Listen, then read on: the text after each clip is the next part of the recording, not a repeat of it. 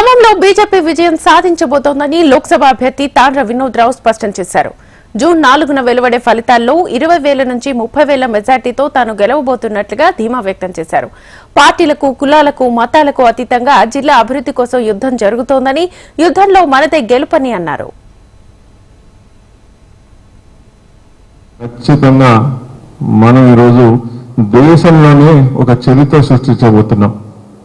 ఇవాళ గత 4 రోజుల నుంచి నేను వేసుకున్న అంచనా కానీ, మనందరి రిపోర్ట్స్ కానీ, ఇంటెలిజెన్స్ రిపోర్ట్స్ కానీ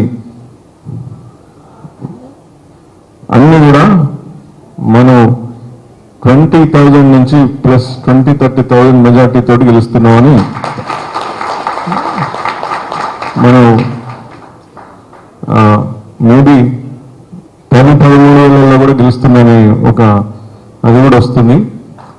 కాబట్టి మనం ఈరోజు ప్రజలు మనని సరే జూన్ 4th నాడు మాట్లాడే మాటలు ఆ రోజు ఉంటాయి, కానీ ఈ సెకండ్ వరకు నేను మిమ్మల్ని అందరినీ మనస్ఫూర్తిగా ధన్యవాదాలు చేసే సమయం. ఎందుకంటే మనకి ఎంతైతే మన చేతిలో ఉందో మనం అంత 100కి 100% అందరం కష్టపడ్డాం.